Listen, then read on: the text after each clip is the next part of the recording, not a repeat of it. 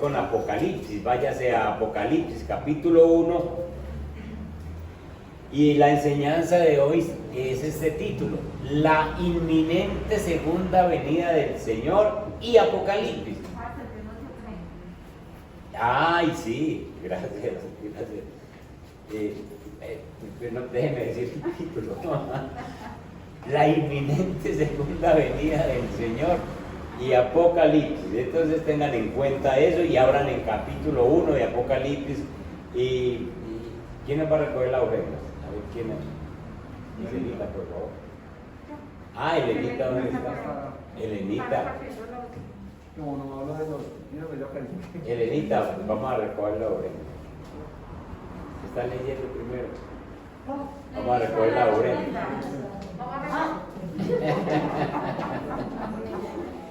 A mí me olvidó por Elenita.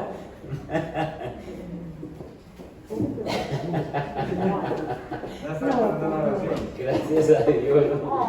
Padre que estás en los cielos, bendecimos tu santo nombre, bendecimos la iglesia, Señor, durante todos estos tiempos, y nos ha sostenido y acabó de terminar el mes de octubre y también hemos visto tu mano sobre nosotros. Ahora empieza noviembre y sabemos, Señor, que en este mes tú también vas a mandar lo que nosotros necesitamos. Dios lo bendiga. Amén. Amén. Gloria a Dios. Gracias, Señor. Bueno, esa es una bendición.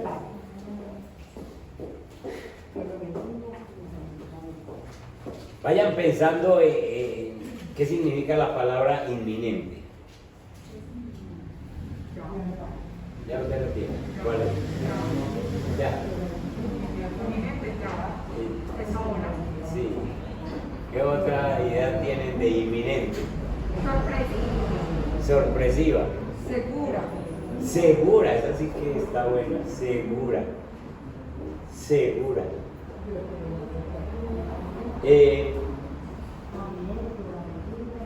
Por ejemplo, se escucha una noticia que dice: los expertos vulcanólogos dicen que la erupción del volcán que hay en el Nevado del Ruiz es inminente. ¿Por qué segura?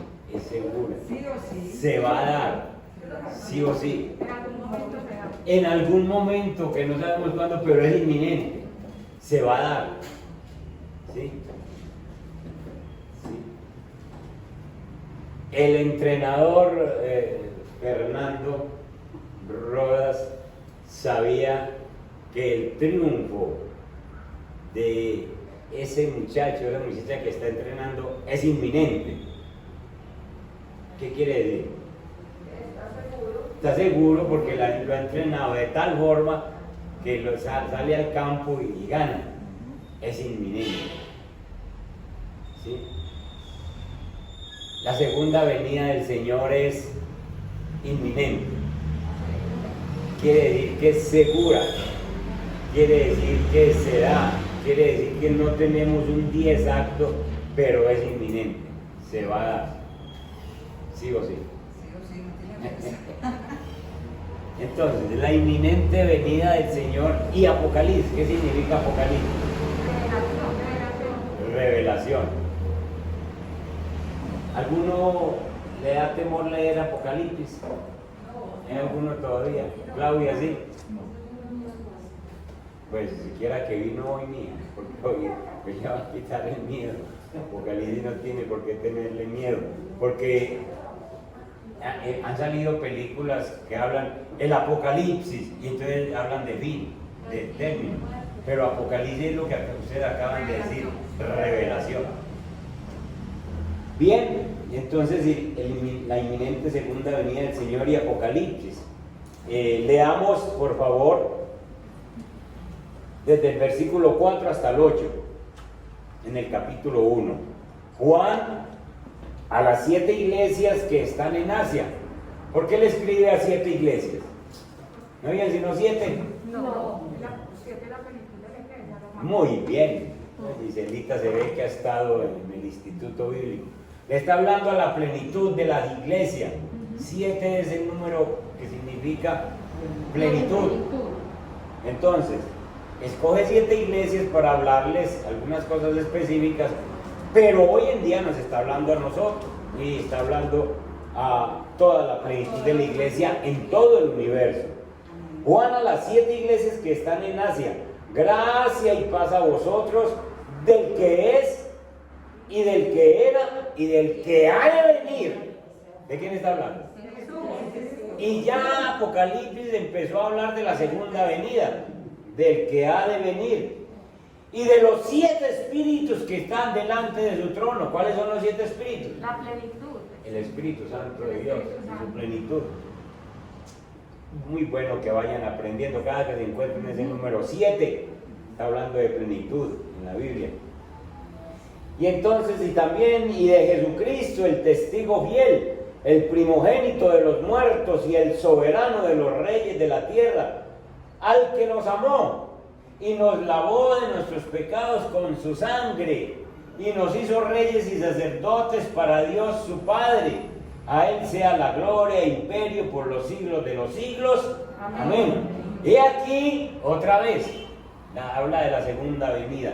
He aquí que viene con las nubes, y todo ojo le verá, y los que le traspasaron y todos los linajes de la tierra harán lamentación por él. Sí, amén.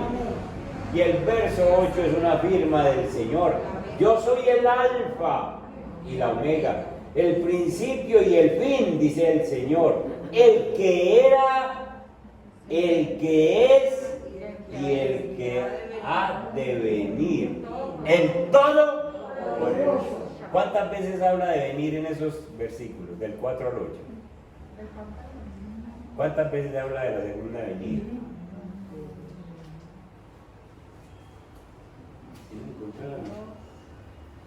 Habla 3 veces. Habla 3 veces en 4 versículos de su segunda venida.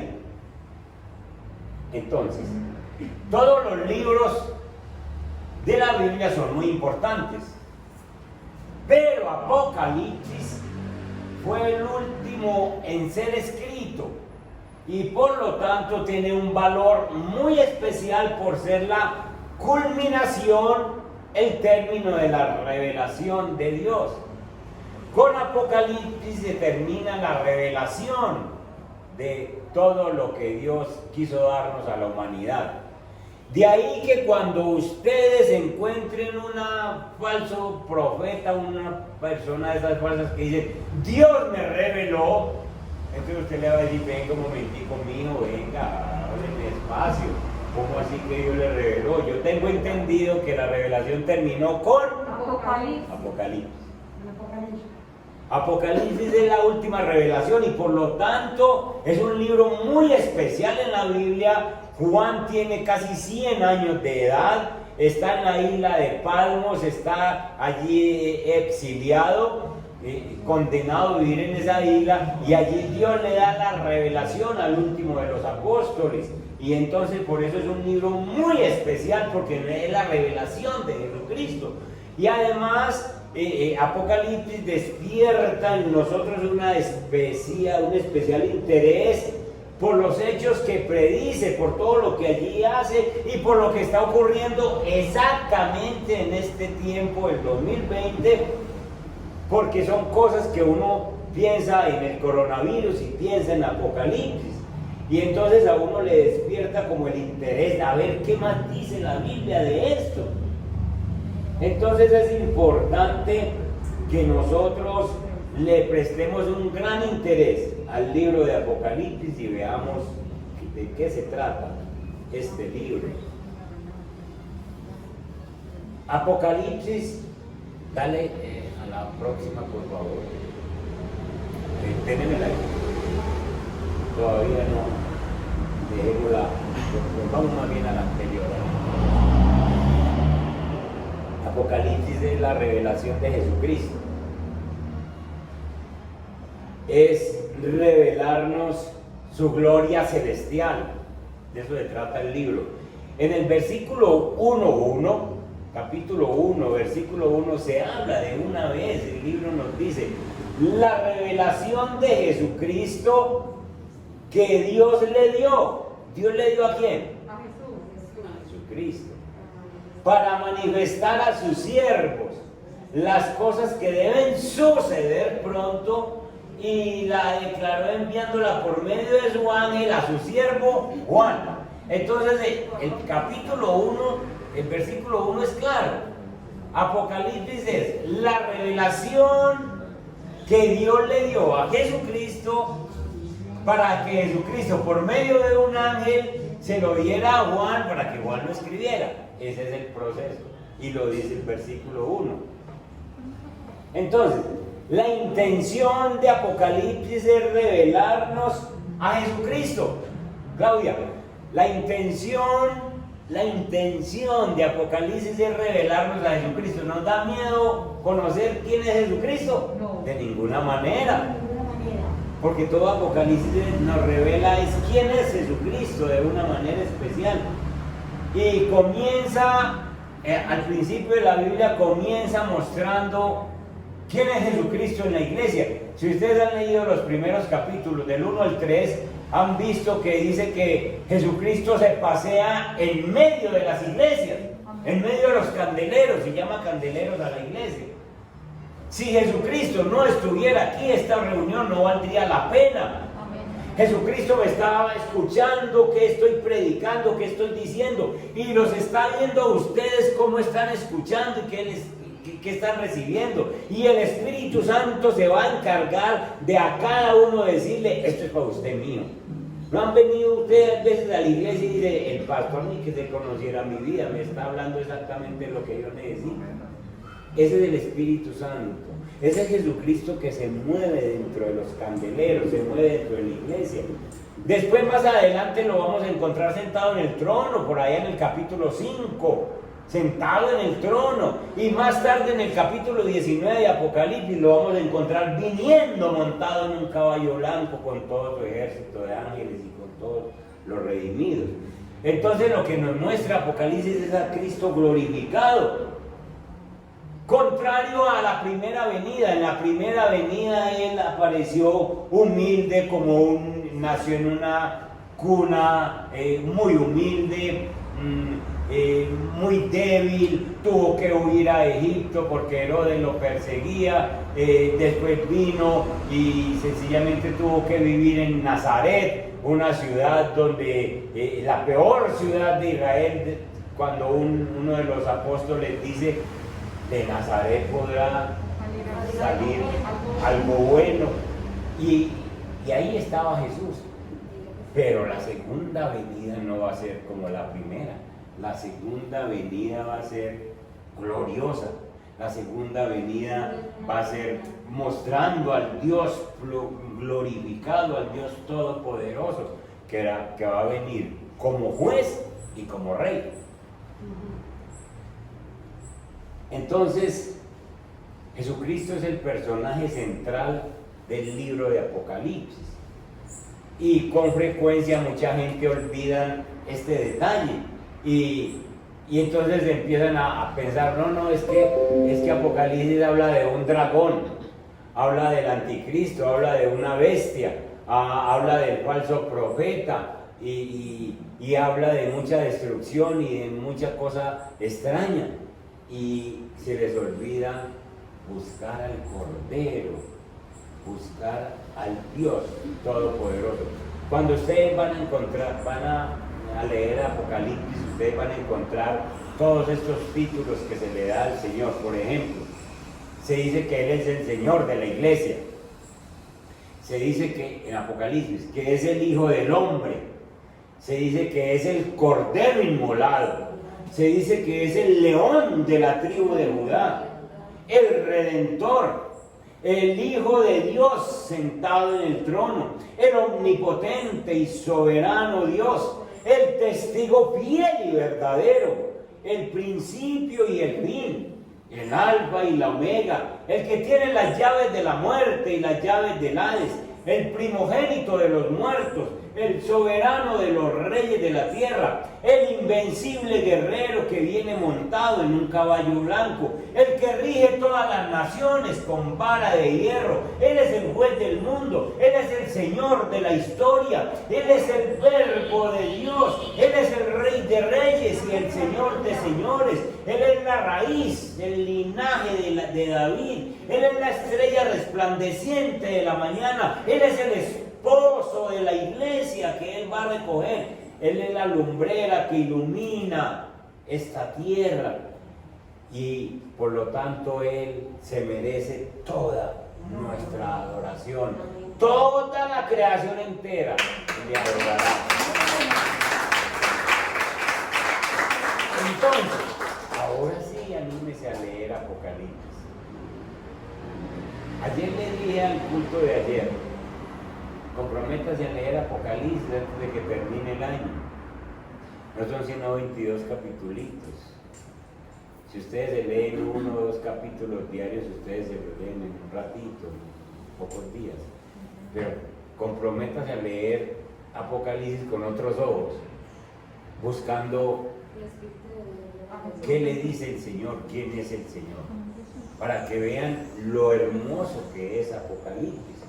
Veamos entonces algunos beneficios que obtenemos con esta revelación de Apocalipsis. Ahora sí, beneficios para los creyentes. Algunos beneficios que obtenemos sencillamente por leer Apocalipsis, por encontrar, por saber qué es lo que dice Apocalipsis. En el versículo 5 habla de Jesucristo, el testigo fiel, el primogénito de los muertos y el soberano de los reyes. Ya hablamos de esos títulos, el primogénito de los muertos, el soberano de los reyes de la tierra.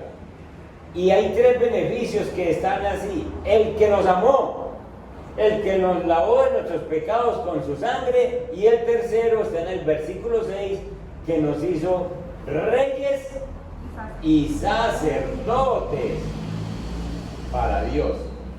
Entonces veamos el primer beneficio, el que nos amó. Hermanos, ese maravilloso Señor, ese que acabamos de nombrar con todos esos títulos que tiene, el soberano de los reyes de la tierra, es el que nos amó y es el que nos ama de una forma constante e invariable. Él no cambia su amor por nosotros. Entonces, una cosa es que uno diga, a mí me ama, una mujer diga, a mí me ama fulano de tal. Ah, pues muchas gracias. Diga que lo ama el Señor. Diga que lo ama el Señor, el Rey de Reyes, el soberano. Y eso sí es gracia. Eso sí es gracia. Porque saber que el soberano de la tierra lo ama a uno, entonces eso sí es una gran bendición. Por eso la Biblia dice que bienaventurados somos todos nosotros los que somos amados por el Señor. Y en todas las circunstancias que pasamos los santos, los hijos de Dios, nosotros vamos a ser más que vencedores. En toda situación, en la pandemia nosotros vamos a ser más que vencedores. Ante cualquier situación nosotros vamos a ser más que vencedores.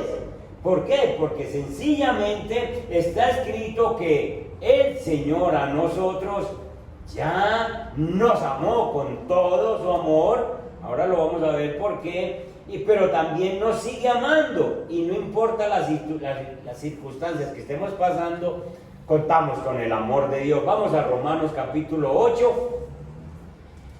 Me acompañan allí por favor en el versículo 37. Alguien que me ayude con la lectura. Romanos 8, 37. Amén.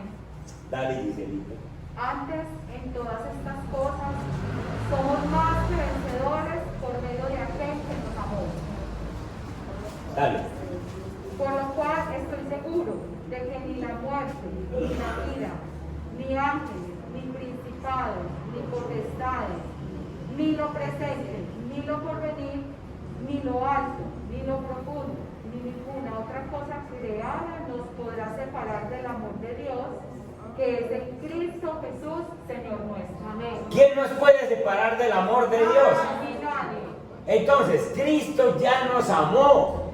Cristo nos ama. El soberano de los reyes nos ama. Entonces Juan está diciendo, al que nos amó, ya nos dio su amor. Y entonces el apóstol Pablo hace una lista de qué cosas nos pueden separar del amor de Dios, y no encuentra ninguna, ni la muerte, porque la muerte no nos separa del amor de Dios, ni la vida, ni ángeles, ni principados, ni potestades, ni lo presente, ni lo porvenir, ni lo alto, ni lo profundo, ni ninguna otra cosa creada nos podrán separar del amor de Dios que es en Cristo Jesús, Señor nuestro. Entonces ese amor de Dios por nosotros, hermanos, nada lo puede cambiar. Por eso les decía ahora, una cosa es que usted se sienta bien porque alguien lo quiere, y uno hasta se pone arrozudo cuando le dicen te quiero mucho, y uno le pone, ay, qué bueno. Pero otra cosa es que Dios te diga, yo te amo, yo te amo y te voy a amar, y ni nadie me puede separar del amor que yo te tengo, dice el Señor. Y a uno como persona nadie lo puede separar del amor que Dios nos da, hermanos. Entonces somos guardados por ese amor del Señor frente a las grandes pruebas de este mundo. ¿Estás pasando por pruebas ahora? Yo sé que sí. Yo también. Estamos pasando por ciertas pruebas, pero nada nos va a separar del amor de Dios. Y entonces por eso es que nosotros, pase lo que pase, mientras viene el Señor, mientras viene la segunda venida, porque van a ocurrir muchas cosas terribles, ya se los he dicho, lo dice la Biblia, van a ocurrir muchas cosas terribles, pero nosotros estamos con el amor de Dios encima de nosotros, y nada, ni nadie nos va a poder separar. Amén. Entonces esperamos esa segunda venida, pero sabemos que tenemos el amor de Dios. El segundo beneficio, nos lavó de nuestros pecados con su sangre. Dice también Juan, al que nos lavó de nuestros pecados con su sangre. Entonces, el amor de Jesús se expresó precisamente en que murió por nosotros, murió a nuestro favor. El amor de Jesús se expresa en algo. Otra vez, una cosa es que yo te diga, te amo mucho, pero mi esposa le digo yo la amo mucho, y a ver el mercado. Es decir, que se vea, que se note el amor. Pero uno, por ahí dicen, uno de amor no vive bien. Uno primero cuando estaba enamorado, soltero, decía, mijo, aunque sea bajo un puente, vivimos, ¿qué tal? ¿Qué tal debajo de un puente? No. Me ama mucho. Entonces vamos a trabajar juntos. Entonces vamos a luchar. Entonces trabaje para que se vea ese amor. Pues Jesús nos demostró su amor en que murió por nuestros pecados y nos lavó con su sangre. ¿Quién más nos puede quitar a nosotros pecados? ¿Quién más? Nadie más. Jesús lo hizo al demostrar su amor. Y entonces hay veces cuando nosotros sufrimos, cuando estamos en sufrimiento, de pronto pasando pruebas, situaciones difíciles, que nosotros no sentimos que Dios nos ame. Hay veces que uno llega a pensar, si me amara no me estuviera pasando esto. Pero en ese momento que uno le llegan esos pensamientos, es que uno tiene que mirar a la cruz y saber y remitirse a la cruz inmediatamente y decir, Señor, tú subiste a la cruz porque me amas, y allí no solo me lavaste de mis pecados, sino que compartiste mi dolor. Tú sabes qué es lo que yo estoy sintiendo ahora. Y entonces por eso es necesario que los cristianos mantengamos en mente lo que Jesús hizo en la cruz y remitirnos allá cada que tenemos alguna duda. En cuanto a esta expresión de que nos lavó con su sangre, obviamente nosotros no debemos interpretarla literalmente, porque mucha gente se ha reído de eso. Incrédulos, ateos dicen, ¿cómo que la sangre lava una cosa? ¿Cómo hace la sangre para lavar? Porque piensan que lavar es agua y jabón. Pero no han leído Biblia, no han leído las Escrituras, porque en las Escrituras desde el Antiguo Testamento se habla de lavar los pecados con la sangre del Cordero.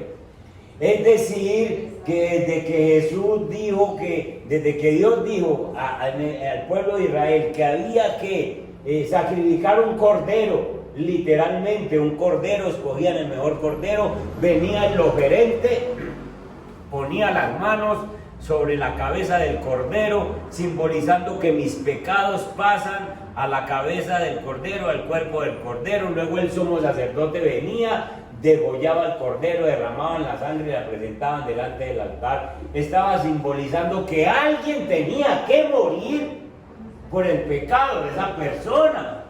Y entonces al morir alguien, mis pecados son lavados, son remitidos. En el Antiguo Testamento se usaba la palabra expiar el pecado. Expiar era cubrir, es decir, no se quitaba, pero una persona cometía, por ejemplo, un robo y entonces su pecado era cubierto. Pero cuando vino Jesús, Juan, el apóstol Juan, dirigido por el Espíritu Santo, cuando estaba bautizando en el Jordán, señaló hacia él y dijo: ese es el Cordero de Dios que no que cubre, sino que quita el pecado del mundo. Leamos primera de Juan, capítulo 1 y el verso 7. Primera de Juan está ahí, antecitos de Apocalipsis. Amén. Dale. Pero si andamos en luz, como Él está en luz, tenemos comunión unos con otros, y la sangre de Jesucristo, su Hijo, nos limpia de todo pecado. Oh Señor, pero si andamos en luz como Él está en luz, tenemos comunión unos con otros, y la sangre de Jesucristo, su Hijo, nos limpia de todo pecado. Eso significa lavar, limpiar. Cuando usted le quita una mancha o una prenda, ¿la mancha sigue ahí? No. Desaparece y usted queda como estrenando, ¿cierto? Y usted dice, quedó como nuevo. Pues así es con el pecado. Jesucristo no solo nos quita el pecado, sino que también nos limpia de ese pecado.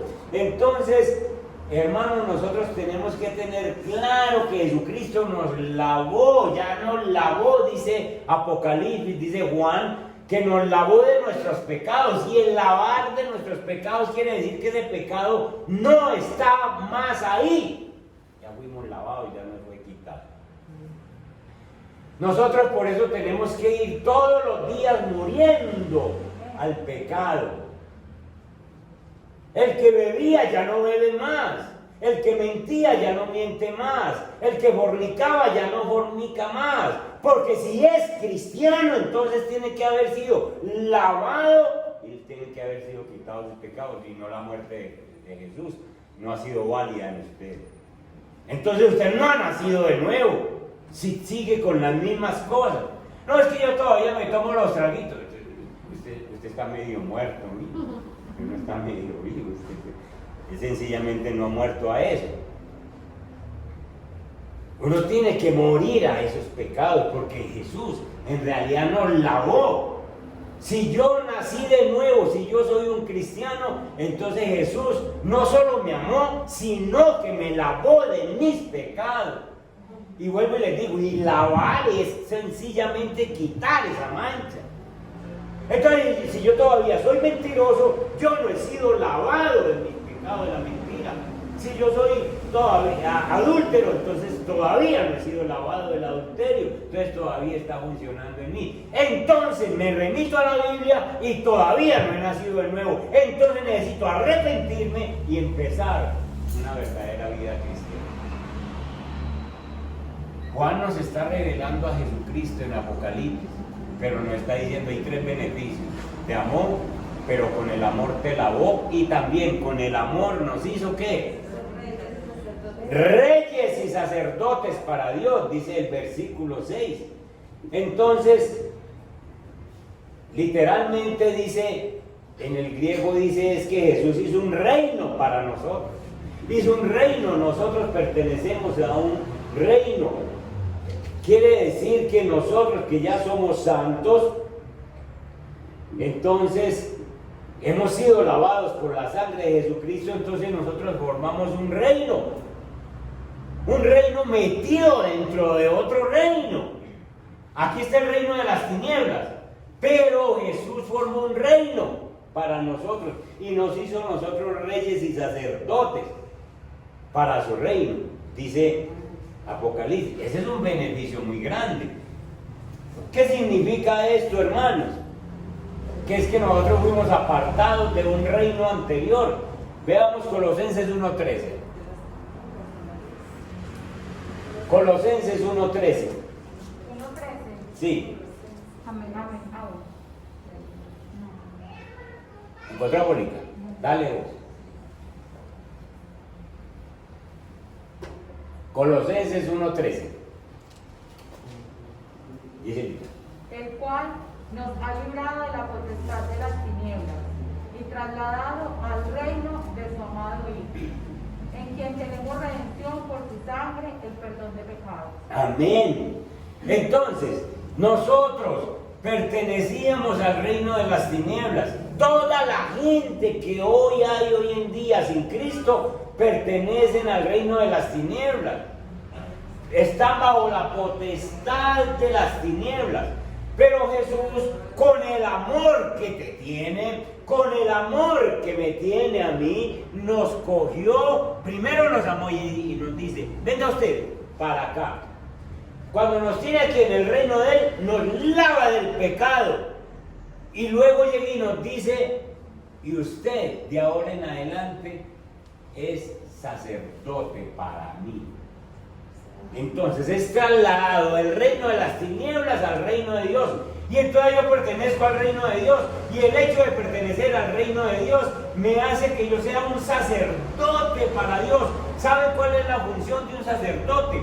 No el sacerdote que ustedes están pensando que nos enseñaron en la Iglesia Católica, sino el sacerdote que hizo Dios. La función de ese sacerdote es que ese sacerdote coge cosas de los hombres y se las lleva a Dios. Coge cosas de Dios y se las lleva a los hombres. Por eso es que tu oración vale la pena. Por eso es que tu oración es oída. Por eso es que tu intercesión es escuchada por Dios, porque vos sos un sacerdote escogido para que hables con Dios, para que Dios te enseñe lo que tienes que decir, para que le ayudes a esa humanidad que conozca a Dios. Somos unos privilegiados, hermanos. Entonces, somos ese pueblo escogido por Dios, reyes y sacerdotes. Lo dice Primera de Pedro capítulo 2, versos 9 y 10. Vamos allí.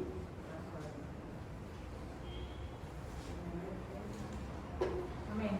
Dale, Giselita. Mas vosotros sois linaje escogido, real sacerdocio, nación santa, pueblo adquirido por Dios, para que anunciéis las virtudes de aquel que os llamó de las tinieblas a su luz admirable. Amén. Hermanos, nosotros somos un pueblo escogido. Nosotros somos un linaje escogido.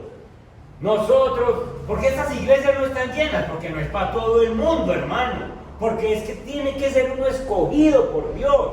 Tiene que ser que Dios ponga los ojos en uno. Y usted, hermano, dese por bendecido que en medio de todo este gentío que hay, usted ha sido mirado por Dios, flechado por Dios, y Dios le ha dicho: usted es linaje escogido, usted es nación santa, usted es del pueblo adquirido por mí, y yo le tengo una función: que anuncie las virtudes del que lo llamó de las tinieblas a su luz admirable.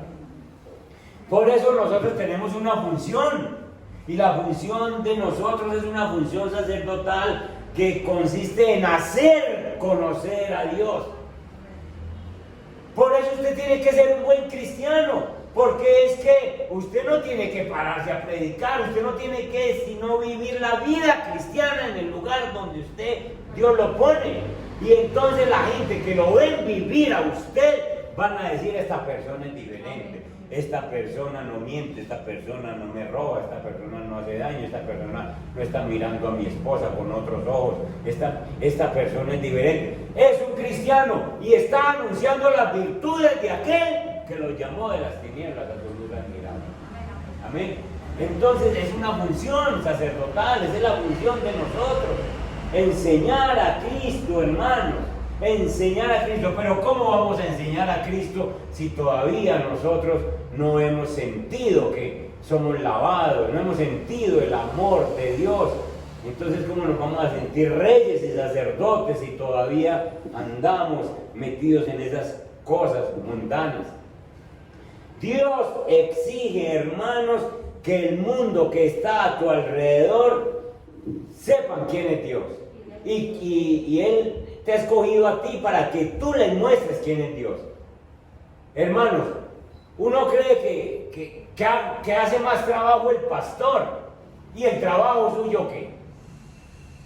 El trabajo mío, yo vengo y predico y enseño y trato de vivir el cristianismo.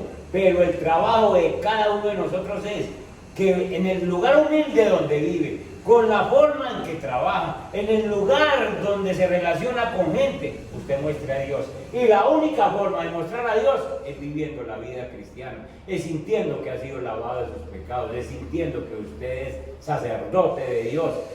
Cuando usted ora por una persona, no le dé temor cuando ora por una persona, porque usted es sacerdote, entonces usted se puede acercar a Dios, tomar de Dios y llevarle a esa persona. Usted es un sacerdote. Sáquese de la cabeza eso de que los sacerdotes son una casta escogida y que lo tienen que ordenar a uno y todo eso. Apocalipsis nos dice que el Señor, cuando nos amó, cuando nos lavó de nuestros pecados, nos hizo reyes y sacerdotes.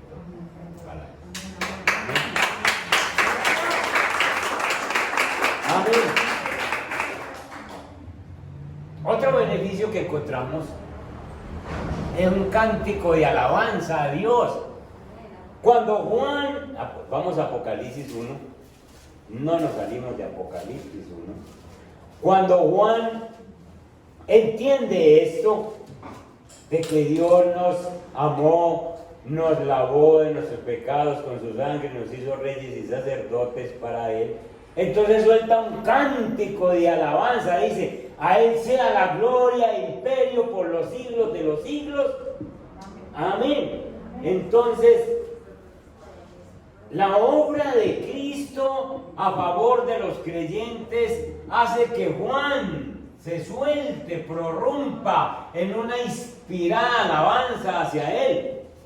Y esta no es la única alabanza. Si ustedes miran las alabanzas que cantamos, las que canta Giselita, Fernando, Paulita, las que cantamos, todos los que cantan estas personas, están en Apocalipsis. ¿Se han visto que en Apocalipsis hay cantidad de alabanzas? De ahí salen cantidad de alabanzas. ¿Por qué? Porque es que Juan empieza diciendo: a Él sea toda la gloria, a Él sea toda la honra, a Él sea todo el imperio. ¿Por qué Juan suelta esa alabanza? Pues porque ve que un pobre ser humano como él, un pobre ser humano como nosotros, es escogido por Dios, es amado por Dios, es lavado de sus pecados y es hecho sacerdote delante de Dios. Entonces Juan no se aguanta esa cosa tan hermosa y Juan estalla en una alabanza. A Él sea la gloria e imperio por los siglos de los siglos. Amén. Y alaba al Señor, porque es que ¿quién más va a hacer un trabajo por nosotros sino el Señor Todopoderoso? En el versículo 7 hay otro privilegio, otra revelación para nosotros. Pasemos, Polita, por favor. Y hay una gran promesa en el versículo 7. Está la promesa de la segunda venida. He aquí que viene con las nubes, y todo ojo le verá, y los que le traspasaron y todos los linajes de la tierra harán lamentación por él. Sí, amén. La expresión "he aquí" normalmente indica en la Biblia que algo grande, algo extraordinario está por suceder. Se nos anuncia que la gloria, que el poder del Señor que actualmente están como ocultos, un día van a resplandecer de tal manera que todo el mundo lo verá. Ahora uno encuentra gente diciendo, ¿y dónde está Dios con toda esta gente que se está muriendo de coronavirus? ¿Y dónde está Dios? Parece que el poder de Dios estuviera oculto, parece que el mal estuviera gobernando.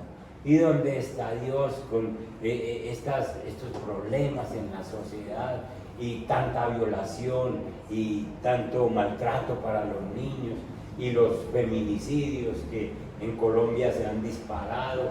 Todo eso. ¿Y dónde está Dios? ¿Y dónde está Dios? Pues hermano, Juan nos dice que aquí, que viene con las nubes. Entonces hay que subrayar esto, Jesús viene y aparece en las nubes y dice el versículo, y todo ojo le verá. Yo les pregunto, ¿cómo hace todo ojo para ver al Señor ese día? Porque no son los ojos nada más de los creyentes, son los ojos de los incrédulos también. Todo ojo le verá. ¿Cómo hace todo ojo para ver al Señor ese día? De igual manera que el sol aparece para todo el mundo, a todo el mundo se le va a manifestar. Esa es una buena interpretación, sí. Así como todo el mundo ve el sol. Pero los que están durmiendo ese día, por ejemplo, aquí estamos de día, pero en China están de noche. ¿Cómo hace todo el mundo para ver toda? Piensen en las comunicaciones. Creo que Dios se las arreglará para que todos los veamos. Ya se las arregló. Pues la televisión, el internet.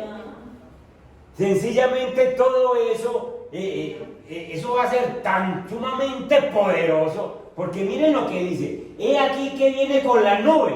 Entonces supongamos que venga de noche, a la 1 de la mañana. Y aparece en las nubes, pues para nosotros que estaríamos de noche. Pero inmediatamente los noticieros, inmediatamente todo el mundo despierta, inmediatamente todo el mundo quiere salir afuera, inmediatamente todo el mundo quiere saber qué está pasando y todo ojo le verá. Y los que podamos ver en las nubes y los que no, vamos a estar pegados de televisión, de internet, qué es lo que está pasando. Y los que no conocen nada van a llamar al Pidio, van a llamar a Gisela, a Fernando. Entonces, ¿qué dice tal cosa? Una cosa que dice en la Biblia. Bueno, no tengo tiempo, yo también estoy mirando. ¿Sí o no? ¿Por qué? Porque ya no es tiempo de explicaciones. Ya no es tiempo de explicaciones, porque sencillamente es tiempo de ver, todo ojo le verá. Hermanos, ¿por qué es necesario que Jesús vuelva? Pues la Biblia dice que es necesario porque Él viene como rey y como juez. Y entonces en el Antiguo Testamento se decía, los profetas habían dicho que Él había anunciado que vendría a juzgar y a reinar. Entonces es necesario que esa segunda venida del Señor se dé. Viene con las nubes. Entonces eso será majestuoso. Eso será una visión divina, maravillosa. Eso no es terrenal. Y entonces no se puede quedar ningún ojo sin que lo vea. ¡Qué día más glorioso! Ah, pero hay dos grupos. Hay dos grupos que nos habla, dos tipos de personas, dos grupos de personas que verán al Señor. Dice Juan que uno de los grupos es los que los traspasaron, los que le traspasaron. Y el otro grupo es todos los linajes de la tierra. Entonces, los que le traspasaron hace referencia a aquellos que estaban en aquel tiempo, los romanos y los judíos, que no creyeron en el Señor y que le traspasaron sus manos, le traspasaron su corazón y entonces no creyeron en el Señor como Salvador y sencillamente le traspasaron. Entonces esa gente van a sufrir mucho porque van a decir, hombre, nosotros resultamos traspasando al Rey. Y como le van a ver las marcas en sus manos, y ese será. Entonces, hermanos, sencillamente, esos dos grupos van a ser los que van a ser testigos. Pero si ustedes miran esos dos grupos que habla Juan, habla de toda la humanidad. Los que lo conocieron en aquella época y le traspasaron y se negaron, y todo linaje de la tierra. ¿Qué es todo linaje? Toda raza. Los chinos, los paisas, los bogotanos, los costeños, todo mundo harán lamentación por él. ¿Cómo que harán lamentación todos los otros?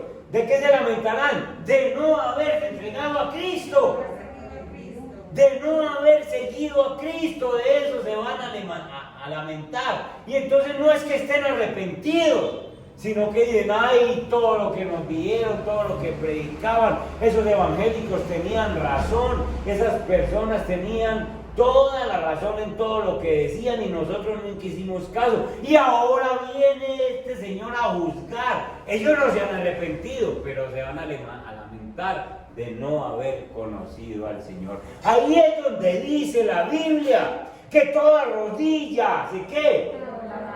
Se van a doblar. Toda lengua confesará que Jesús es el Señor. Entonces, hermanos, si nosotros no queremos lamentarnos ese día, ni queremos que nuestros familiares se lamenten ese día, enseñémosles la Biblia, enseñémosles con nuestro comportamiento que conozcan al Señor.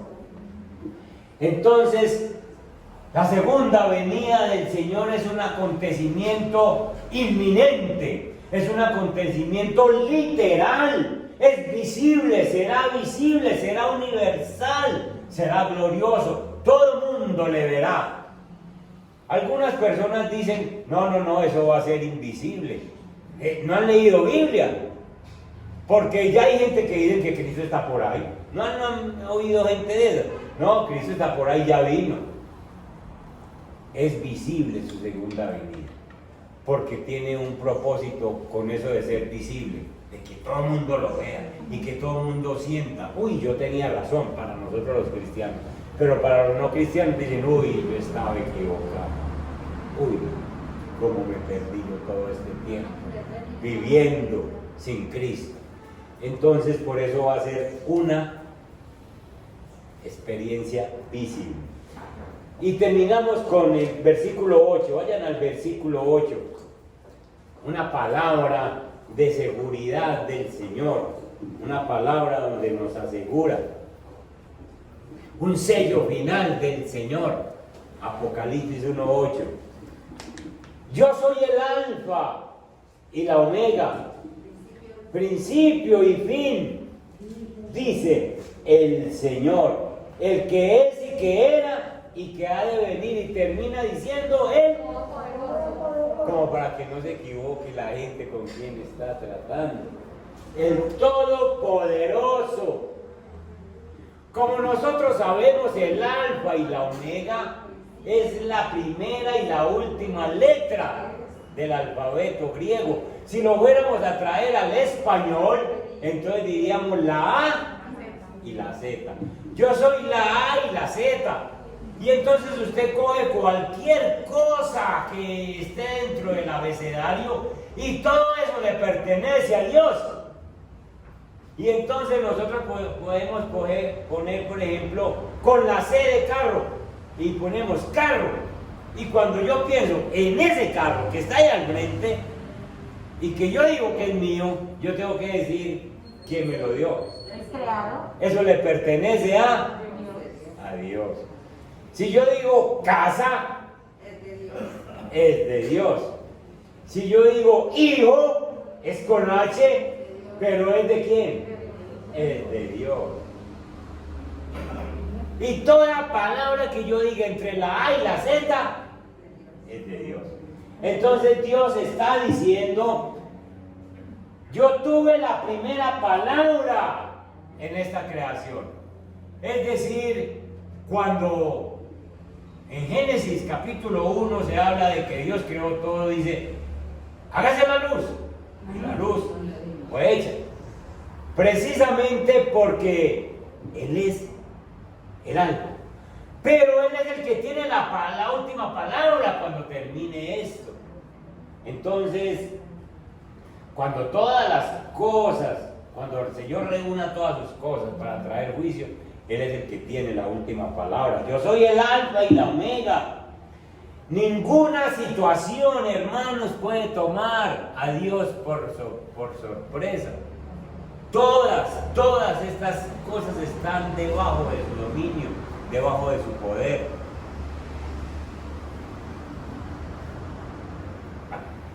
Conclusión. El libro de Apocalipsis expresa constantemente el hecho de que Dios es soberano y Dios cumple sus propósitos. Dios no está quieto. A Dios no se le ha salido de las manos esta pandemia. A Dios no se le ha salido de las manos tu familia, tu esposo, tu esposa, tus hijos. A Dios no se le ha salido de las manos. A Dios no lo coge nada por sorpresa. Dios, Jesús, es el legítimo rey de este mundo.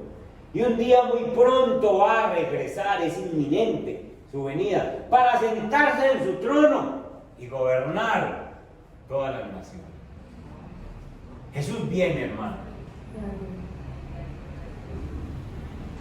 Dicen que cuando se estaba libertando a Inglaterra, había un rey que era muy carismático, muy buen rey. Se llamaba Ricardo I o Ricardo Corazón de León. Ustedes lo han oído mentar. Muy buen rey. La gente lo quería. Pero el rey se fue a pelear contra unos enemigos por espacio de 2 años y estaba por allá en esas guerras. Y entonces el hermano de Ricardo Corazón de León cogió el reinado. Es decir, se apoderó de esto mientras tanto. Y era un rey malo, era un rey que cometía muchos errores, era un rey que apretaba, que cobraba impuestos, todo. Entonces todo el mundo anhelaba la venida de Ricardo Corazón de León. En ese tiempo, dice la historia, fue que apareció Robin Hood peleando contra ese hermano del rey. Entonces, un día se anunció que venía Ricardo Corazón de León, Ricardo I, porque había ganado las batallas por allá y venía a volver a tomar su trono. Y entonces la gente hizo caravanas, hizo pasillos, la gente y decían, ¡vive el rey! ¡Vive el rey! ¡Vive el rey! Y el otro inmediatamente cayó sin que nadie lo tumbara, porque apareció el genuino, el verdadero rey. Pues, hermano, eso ocurrió en Inglaterra. Cuando aparezca nuestro rey, el diablo simplemente cae, desaparece. Todas las personas que han cometido errores sencillamente caen a los pies del Señor, rendidos, porque saben que han cometido errores.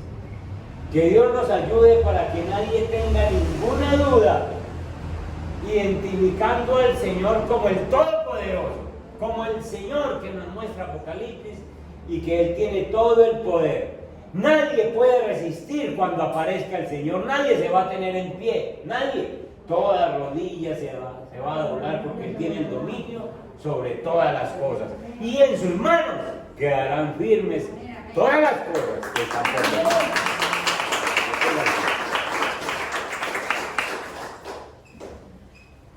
Damos gracias al Señor, la inminente venida del Señor y Apocalipsis. Hagan un compromiso de estudiarse Apocalipsis con otros ojos, buscando el Cordero, buscando la revelación del Todopoderoso. Padre que estás en los cielos, te presento tu iglesia, los que tú lavaste, Señor, con tu sangre preciosa. Ahora mismo nos remitimos a la cruz, váyase a la cruz y vea que Jesús murió por tus pecados. Jesús murió por las mentiras que tú decías o que aún dices. Arrepiente. Jesús murió por tus pecados, sean del color y del tamaño que sean. Jesús murió por esos pecados. ¿Por qué murió Jesús? Por ti. ¿Y por qué te reveló esta verdad porque te amo, porque me ama. Jesús nos hizo reyes y sacerdotes.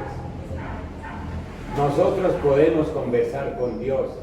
Ninguna persona que no pertenece al reino de Dios es escuchada por Dios.